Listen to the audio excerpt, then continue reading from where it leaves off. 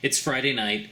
It's almost midnight, and any second now, Matt Brown is going to post the theme for the week.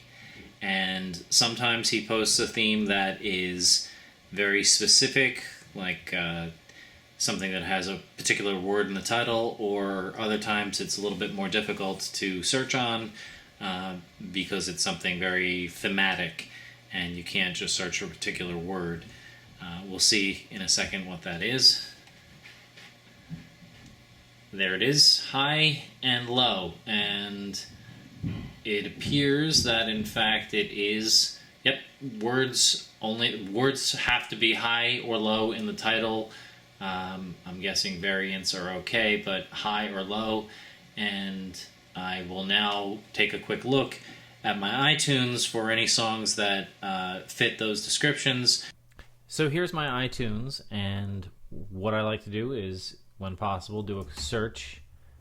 I'm looking up the word high, making sure it's just the song title, and I can skim through this. I see there's a Cersei Link song, but I don't think I want to do that one. Looking for this Mountain Goat song.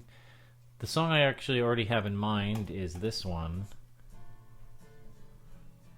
I would love to do As a Kite with a collab, but I've already done it by myself, so that doesn't work. Magnetic Fields, Luckiest Guy on the Lower East Side. A really, really good one. After you pick a song, you have to figure out who you're going to be playing it with. Obviously, the song dictates what type of musicians you need for it, and obviously what you can play.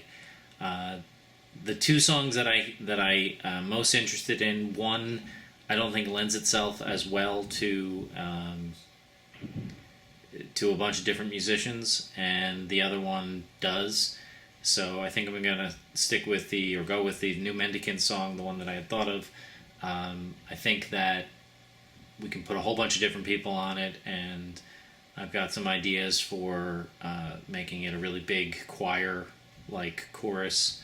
And I think it lends itself to some interpretation, which will be fun, assuming I can get the people that I need. First step is a drummer. In a large collab, it's a really good idea to start with the drums. In pretty much any collaboration it is, because you don't want to have to play to a loop and then have the drums fit in afterwards. The timing is often going to be a little bit sketchy under those circumstances. So I'd like to record with drummers, especially for large projects, who can go quickly. James, besides being a very steady drummer, is also extremely quick. So considering the number of people who are going to be on this project, I thought he would be the perfect choice, and hopefully he's available. Bob has sent me the high on the Skyline file, and what I've done is I've created a new folder, a new project folder for it called, interestingly enough, High on the Skyline. And what I've done is I've dropped in the MP3 that he sent, and then I'm going to go into my workstation here, my Reaper, and right here is where I will drop in the file, the MP3 that he sent over. The first and most important thing is to learn the song and to feel comfortable playing the song. Because this is a new song for me, it'll take a few run-throughs to make sure that I can look for the changes, that I can keep up, and that I can send back a file that I'm happy with. So really what I'll do is I'll practice the song through a number of times until I feel like I've got a pretty good handle on it, and then I'll hit record and I'll start recording it. It doesn't ever have to be perfect. It can be close, and then I can punch in and out from time to time if I need to fix a spot here or fix a spot there.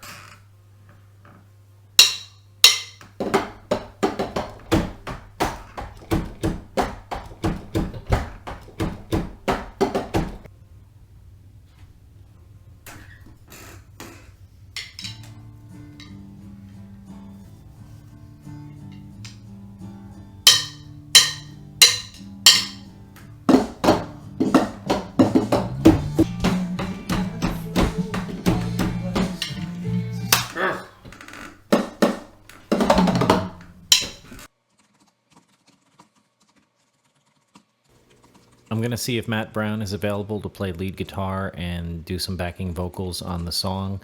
I enjoy collaborating with him. We've done over 30 songs together at least at this point. But it also, he likes to play in the large event collaborations. And I think, frankly, it makes it a little bit easier for me to recruit people if I can get Matt on board.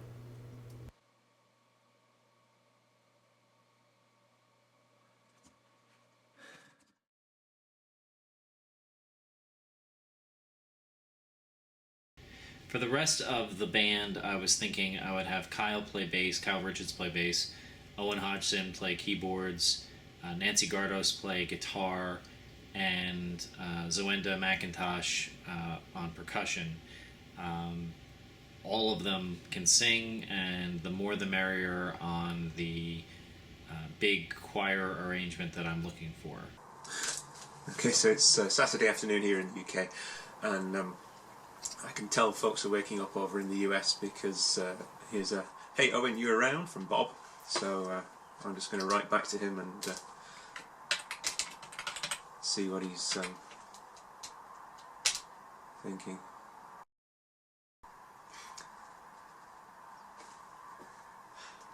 Okay, so yeah, he's sent me a request to do a collaboration.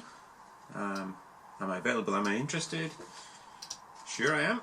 But this time Bob said we got free rein to make up our own parts, which is great because that means we can take what's there, interpret it our own way, create something that perhaps wasn't in the original song, and make it our own to some extent. It's always interesting to see how they turn out because obviously everybody's doing their own thing, and somebody's got to mix it all down at the end of the day, so that will be Bob's challenge.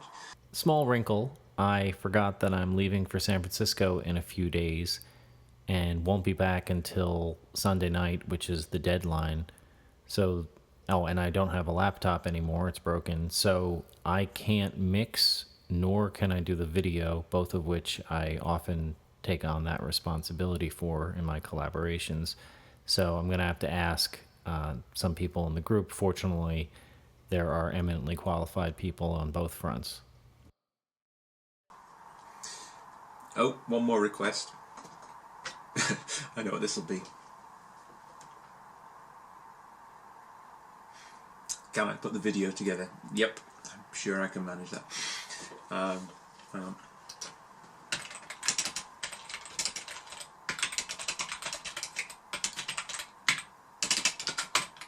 Usually we try to put a video together for whatever songs we're recording. Often it's just a pure performance video or a miming to the song we just recorded. But sometimes we go over the whole hog and do a full video production with special effects and you name it. That can be a lot of fun as well, but obviously it takes a lot of time to do. I think this one's going to be probably just performance or mime videos of everybody in this little collaboration. But we shall see what turns up by the end of the week. One disadvantage of picking a song that's fairly obscure is that there is no online tab for it, so we have to figure out, or I should say I have to figure out the chords for the song, which is not my strength, but I'll give it a go.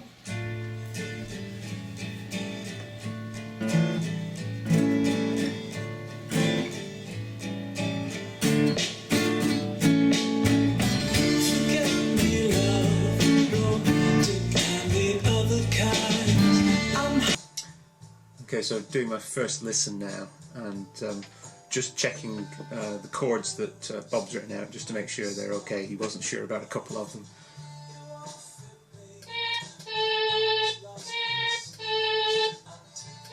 So here he's got a G minor, I think it's a B flat 7 probably.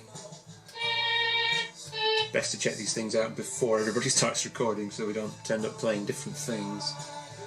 Okay, so once the drums are recorded and they've been uploaded, then it's my turn to play bass on this. The first step I'm going to do is load up my bass emulator, which is Line 6 Pod Farm. Make sure I'm set to instrument. Go to my presets and find a bass sound that I'm comfortable with. Here I can see the original, and below is the drum take. So first I'm going to play along with the studio version by muting the drums. I'll just play along with this for a little bit, make sure I've got a decent groove with it.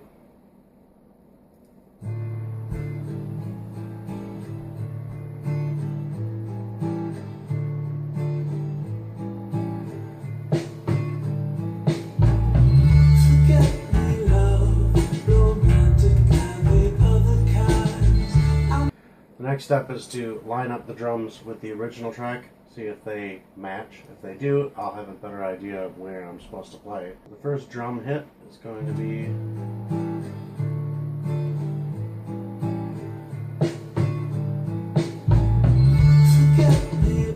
Alright, so let's match up those drums there. I have the drums loud so that I can play mostly to them and I can find a beat with those. But I also have the studio track in the background so that I know where I'm going to be playing and what's coming up.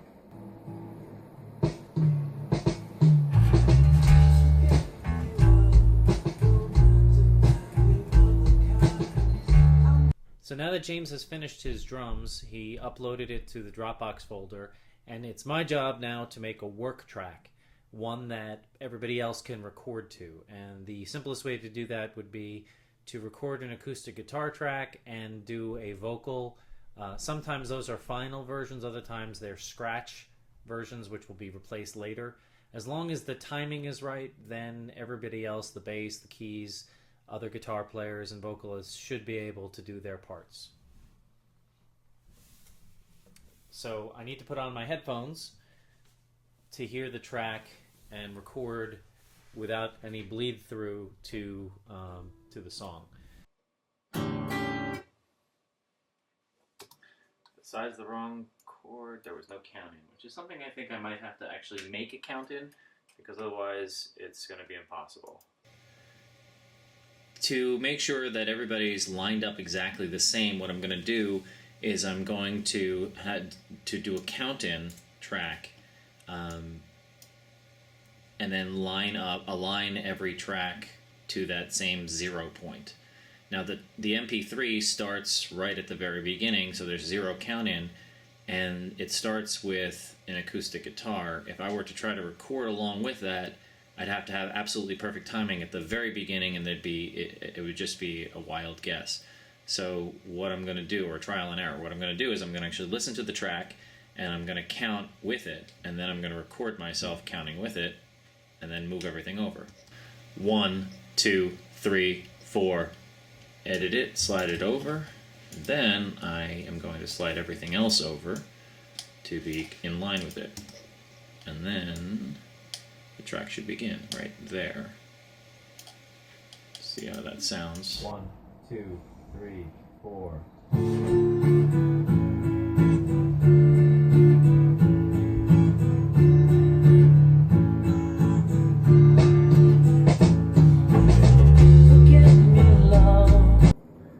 And at this point the song is starting to sound a lot like the original.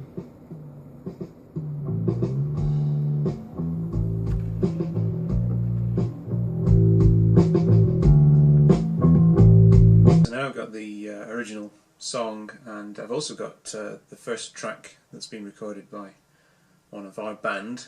James sent his drum track over via Dropbox, so I've positioned both of these in my Cubase project.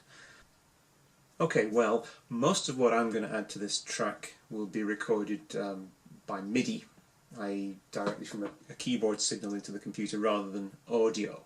So to make life easy for myself, what I need first of all is to create a tempo map of the track.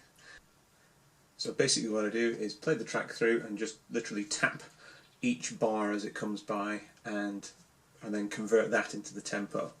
That's the most exciting part of the whole process. Here we go.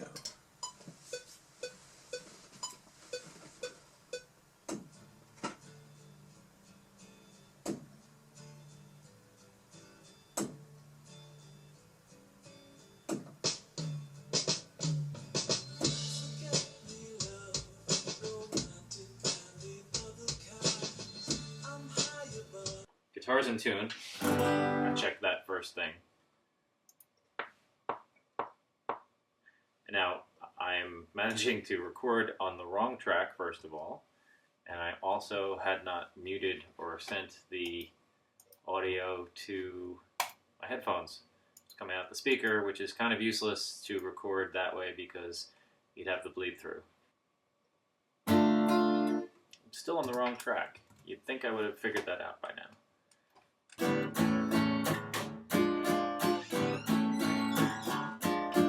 Hi, Maggie. Always a problem. Mommy wants to know if you want one. Sure.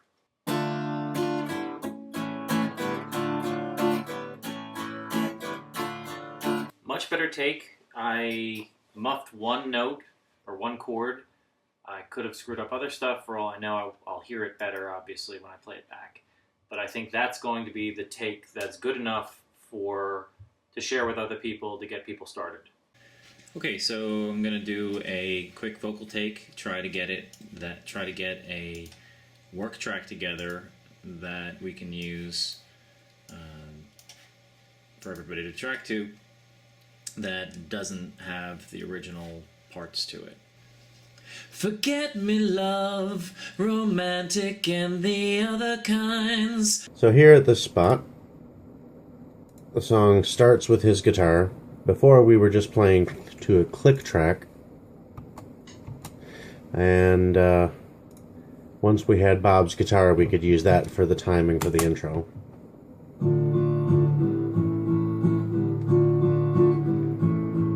So the first thing I'm going to do now is to add in my various orchestral string instrument voices into the project and get them all set up.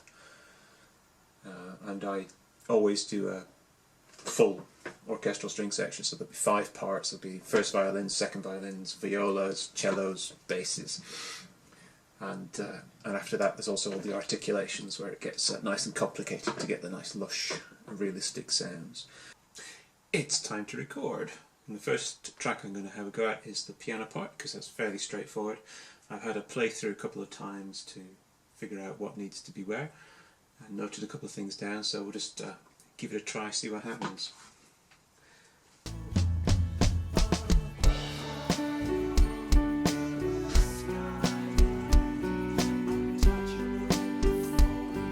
Okay, so there's a first pass at the piano part, and I can see on the screen all my notes laid out for me, everything I played there. I can review the whole thing, and just here I can see that there's a duff note. Basically I played the wrong thing. Rather than go back and replay the whole thing, I can drag the offending notes down, and that just fixes it so that when we play it through again the right notes come out. Zawenda is too busy leading up to the Abra Latala wedding, so I need somebody else to play percussion and sing, and I thought I would ask Karen Bassett to do that.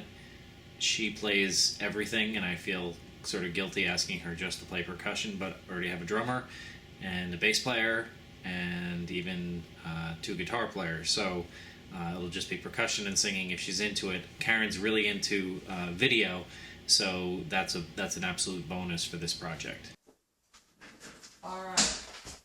I wanted to use my camera that does video, but the battery's dead. So, number 1 rule, make sure your batteries are charged.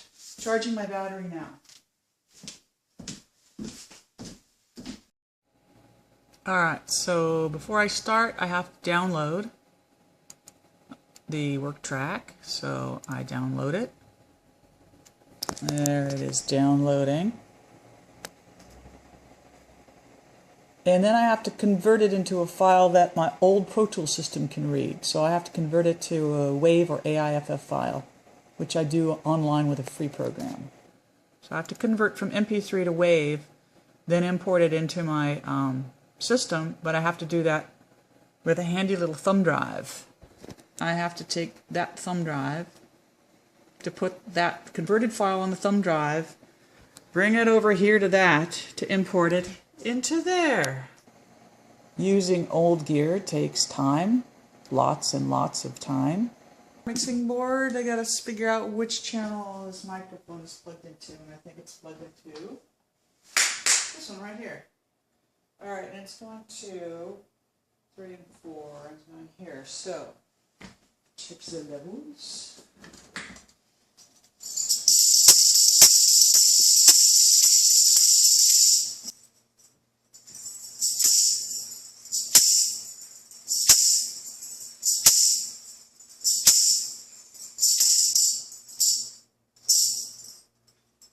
When you make a mistake, do it twice. That way, it's on purpose. And I just did that. I think that was pretty good. I think it's good enough for theme music, personally. Bob's recorded his lead vocal track and also an acoustic guitar track. So I've added those into my copy of the music project here and done a little bit of mixing just to give it a nice sound so that I can add my string section in later on and get a better feel for how the song will sound. We can also compare it to the original track and just get a feel for how similar or otherwise it's sounding. Those who flourish in the So that's our recording there. ways and means escape. And there's the original. Similar sounding. There's There's my piano track coming in. Untouchable. Back to the original.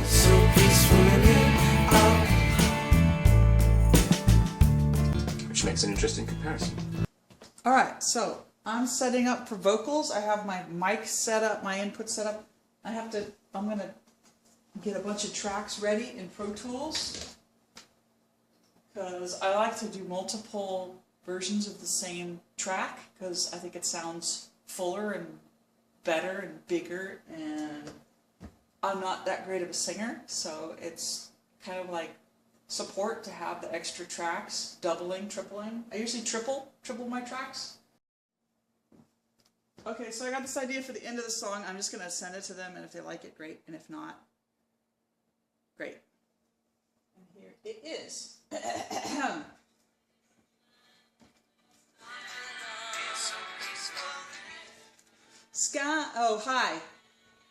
Hi. I got distracted. I wanted to cue you where it was. And it feels so peaceful in it. High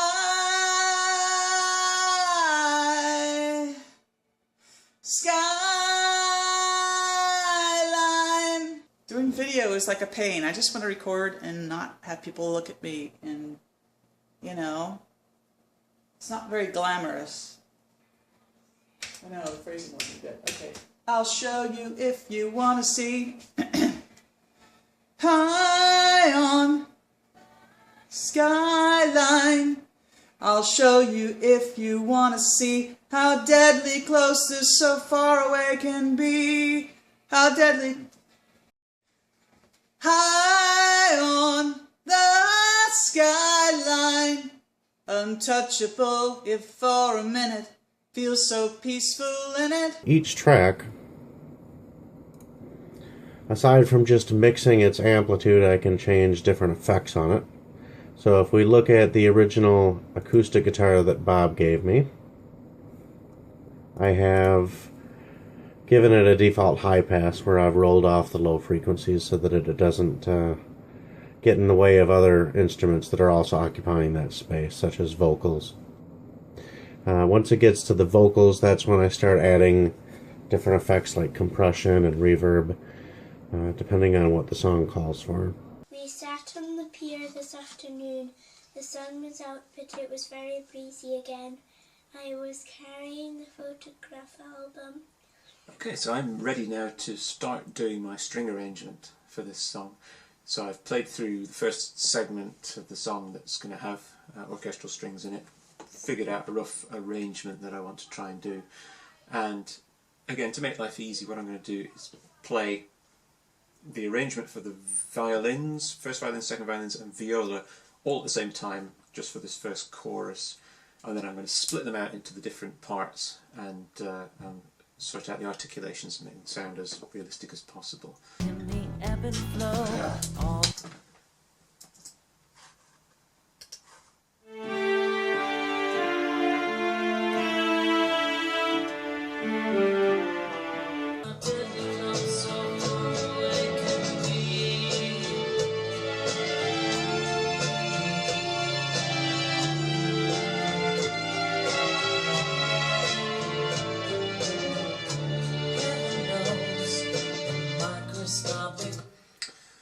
But even though it's sounding a little bit rough because there's bits that are too loud, bits are too quiet, and it's all the same kind of tone, so now I'm going to add the articulation commands to the string section and give it a bit of smoothing. The instrument voices I'm using have what's called a key switch option, and I can use these keys down the bottom of the keyboard to adjust the type of sound I'm getting out of the instrument. So the plain sound is just a very straight sound.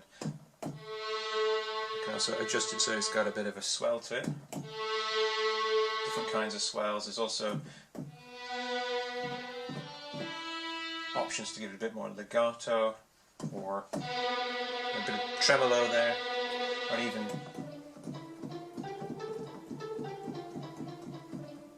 pizzicato, other staccato sounds, and so on and so forth. It's Sunday evening and the string section is done, at least the first version of it. So it's got all the articulations, all the 5 parts are fully mapped out, and it sounds a little bit like this.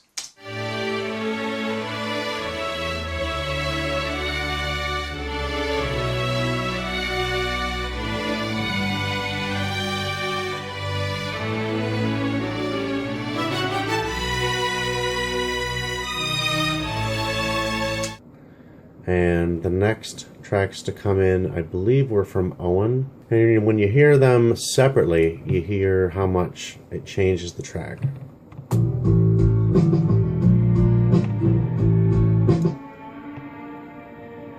And then you add the piano on top of that.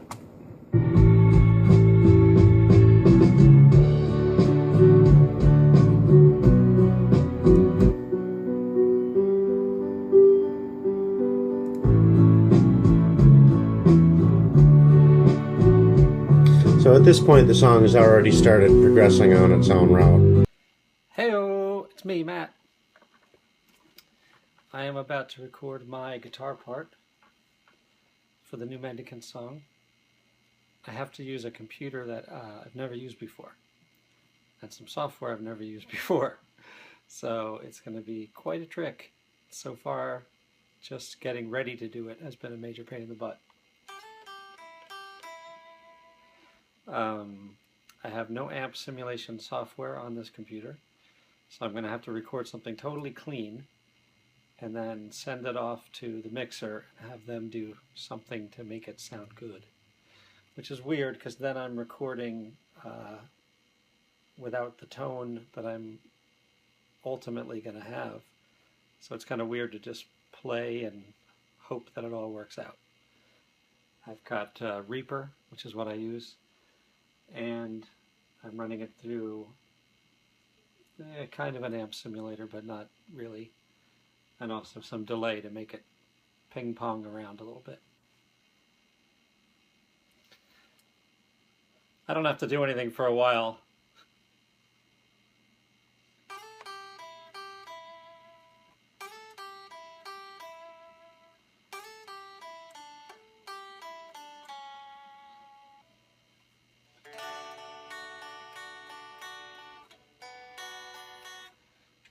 Screw up, screwed up.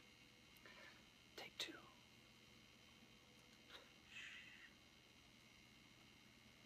Just kidding. Make as much noise as you want, audience. Now I'm going to record again, and I'm going to take this part, this high part I was doing, and I'm going to play the same thing low. So it has kind of a 12-string effect. One interesting thing that's come to light over the past couple of days is the similarity between the chorus of this song and the refrain from Ferry Across the Mersey. Bob wants to highlight this by using the Ferry Across the Mersey lyrics towards the end underneath the final choruses. I'm not sure if that's a tremendously good idea myself, but yeah, it's a bit of fun and it's not going to hurt anything. So I'll see whether I do that track or not. What I'm doing first is listening through the original song and trying to pick out the harmony in the chorus. And as I listen through, I can hear something a bit like how's it go? High on the skyline, I'll shut.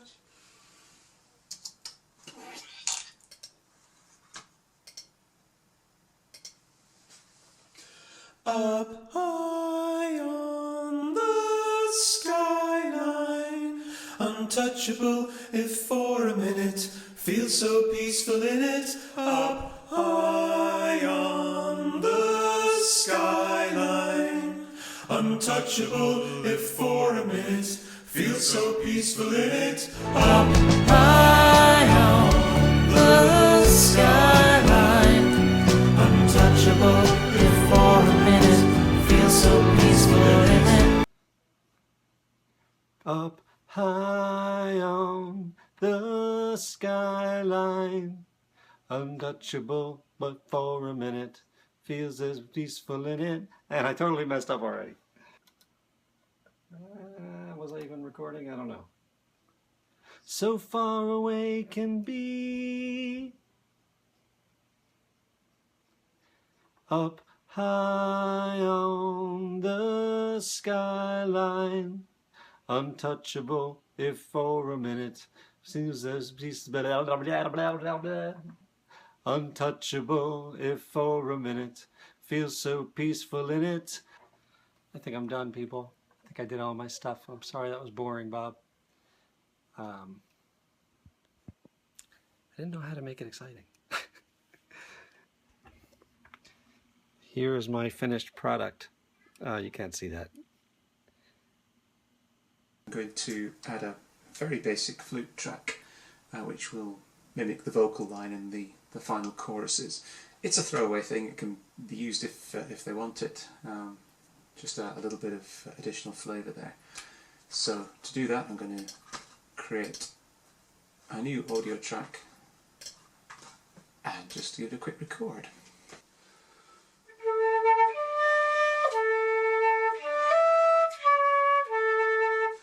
Unfortunately, I just got a message that Nancy isn't going to be able to do the collab either, basically for the same reasons. She's traveling to Atlanta and in the middle of the week, and that's just going to be creating havoc for her.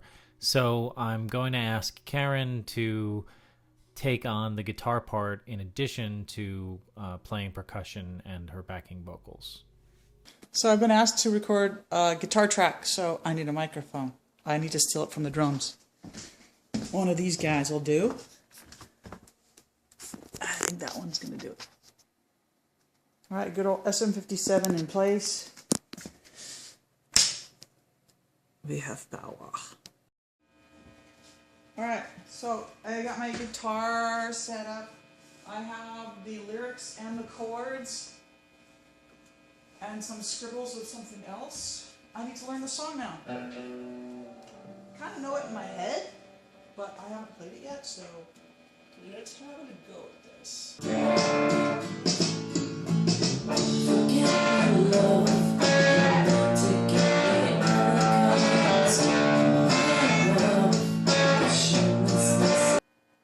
again. Never mind that. I don't care.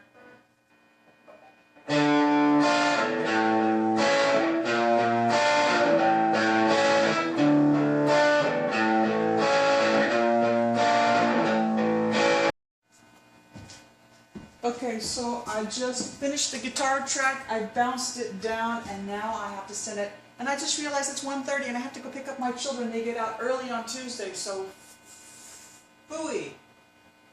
That's a bummer, man. So what I do is I take the file, I put it on my thumb drive, take my thumb drive, put it on my laptop because I can't connect to the internet with this computer because it's so ancient.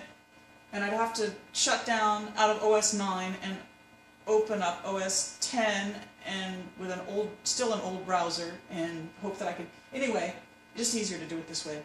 So,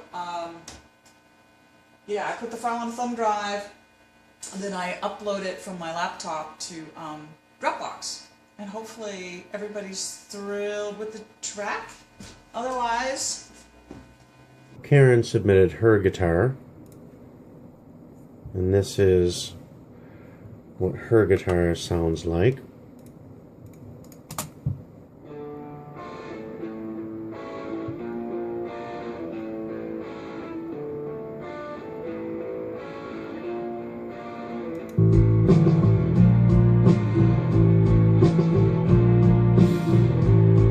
The next guitar to come in would have been mine. I had heard it plays a D minor on the first measure, and it waits a full measure before hitting the next D minor, and it kind of continues that through the song. And I recommended someone playing it on a 12 string, and I demonstrated what I had heard in my head, and Bob said go ahead and just use that. So here's what I submitted. Now what I've done with my guitar is I have taken the original strum, added reverse reverb,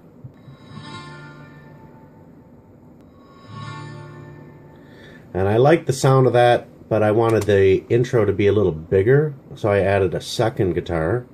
This one I think was an electric, just for an intro to kind of come into. It's the same principle, just a reverse with reverb. So adding that into the mix.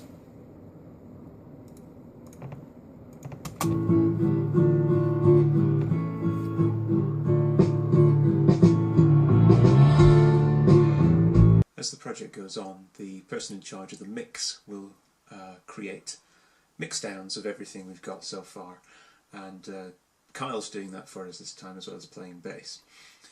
So last night he created mix number 5, and I've imported that into my project here so that I can compare what he's got as a mix of all the tracks with what I've got. And it's actually quite interesting. If I just play this through, you'll hear the difference. This is my mix. Here's Kyle's mix. High on the skyline, untouchable. Here's mine again. For a minute, feel so peaceful in it. Up high on the skyline, I'll show you if you wanna see how deadly close so far away can be. Back to the mix. You hear the difference? Heaven knows the microscopic. I know it's early days, but at this point I kind of think, the string section seems to be kind of quiet in that mix. So I'm kind of hoping that it will come back up again as time goes on. If not, I may have to try and persuade. I think that the song will certainly benefit from having a bit of that dramatic feel up front rather than hidden right at the back. Otherwise, might as well just play chords on a synth. We'll see. You can see these envelopes that I draw. Here you see that I've taken Matt's guitar. You see Matt guitar high and Matt guitar low. So if I play Matt guitar high versus the low one, it's an octave lower. Now when he got to the chorus, rather than playing them both in stereo, just dead center, I have moved the low off to the right and the high off to the left. So it gives a better stereo separation. It gives the track a bigger feel. I think the song itself is a bit of an homage to Jerry and the Pacemakers' Ferry Cross the Mersey. And I thought it would be fun for us to have that refrain from the original song as a counter melody in the closing of the song, with a big swelling chorus and so forth. Owen was very clearly against it. Kyle didn't like the idea. I think Keith was cautious about it. We ended up compromising, and which is often what happens in a collaboration. And I think the compromise works really well. It's smaller and more subtle than I had envisioned, and obviously bigger and more overt than some people wanted. But I think it works really well. And if you listen to the final version, you'll hear Matt singing most of it and me singing a little bit of it as a really nice balance in a swelling chorus at the end. Getting in the way at the end, there was a lot of vocals. You can see all these different tracks of vocalists that submitted, and there were several vocalists that couldn't make it to the finale. So Bob had sung through Ferry, cross the Mersey, 'cause this land's the place I love, and here I'll stay. So once Bob had sung a take of that, he invited Matt to sing the same. Ferry, cross the Mersey. We ended up going with only the last chorus. We didn't want to have 3 times the amount. And up high on the skyline, untouchable if for a minute, feel so peaceful in it. Up high on the sky. And you can see that I'm taking Matt's vocals and I am panning them from left to right for the different choruses that he's singing. And in the end, where he is singing, Here I'll stay. So what I've done is I've muted his Here I'll Stay, the first and the third, and I have unmuted Bob's. Peaceful here I'll stay. Here I'll stay. If you told me 2 years ago that I could pick a song, an obscure song by one of my favorite artists, and get people from Los Angeles, Michigan, North Carolina, New Jersey, and Scotland together, and in the space of a week put together an ambitious reinvention of the song along with a wildly inventive video, I think you were crazy. I couldn't even imagine it. And this is something that we now are able to do on pretty much a weekly basis. And this particular project is my favorite of the 600 or so things that I've done in theme music, and it's going to take a lot to top it. Thank you to Owen, Kyle, Matt, Keith, James, Karen, and people who helped film and do all the things that were necessary to make this happen in the space of a week. High on the skyline, untouchable if for a minute, feel so peaceful in it. Up high on the skyline, I'll show you if you wanna see how deadly close so far away can be.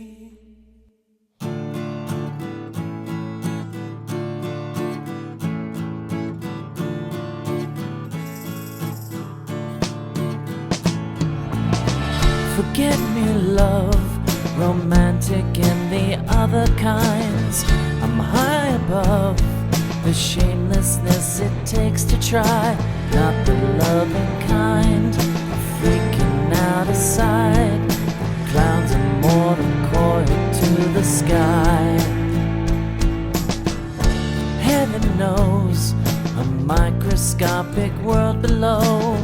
It won't fit me, my arms lost in the sleeves. I take myself to those who flourish in the ebb and flow. All the ways and means escape me so. Up high on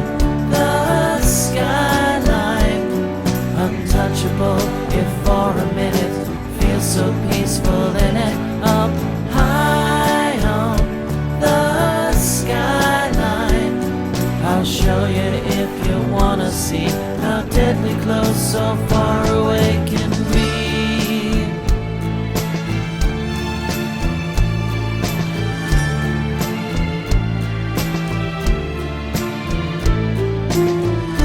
Heaven knows the microscopic world below, it won't fit me.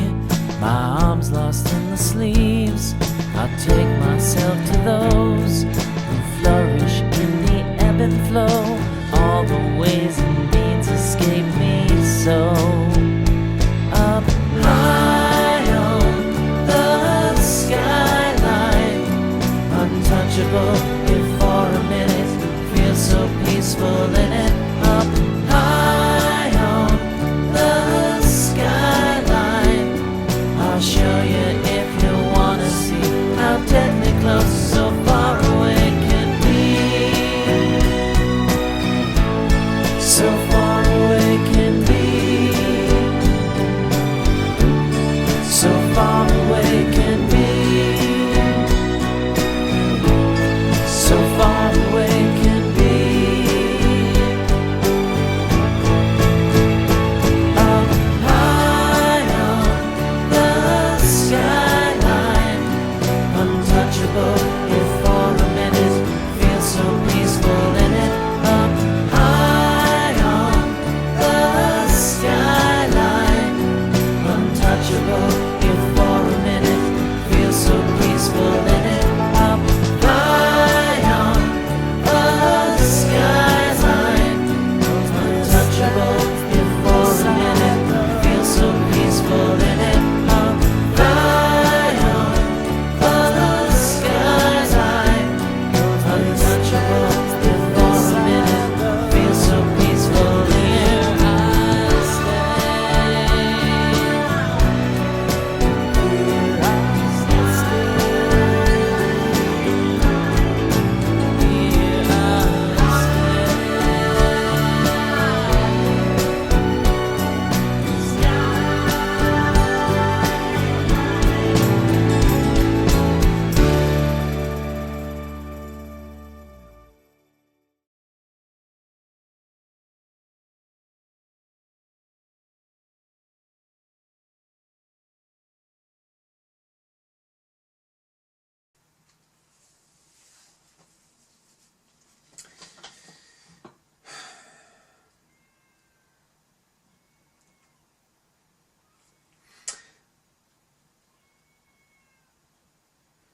It's always a curious thing when you've finished a song, whether it's a collaboration or a solo effort, and put it out there, because you can have spent days, literally, working at it,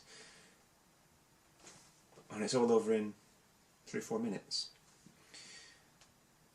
Of course, this week, we've been making a documentary also about this, and so every time scale that's normal for making a song in theme music has been multiplied by 4 or 5 while we've filmed ourselves doing our bits and pieces and doing retakes of talks to camera over and over again. And it's kind of transient, isn't it? Because, I mean, the song's always there, but you put it up and for the next 24 hours or so people watch it and they comment and they say nice things. And then it's past. And we know it ourselves. We go and watch other people's songs and we listen through once, maybe twice. And we go, yeah, that was great. And that's it. And it's gone. We never go back. Or, well, okay, some people do. But there's not enough lifetime to keep going back to songs in theme music. There's always so many new ones to go and listen to. And you end up thinking, was it all worth it? Was 9 days of solid effort worth it for this 4 minutes of music and video? Hell yes! What else would we rather be doing, eh?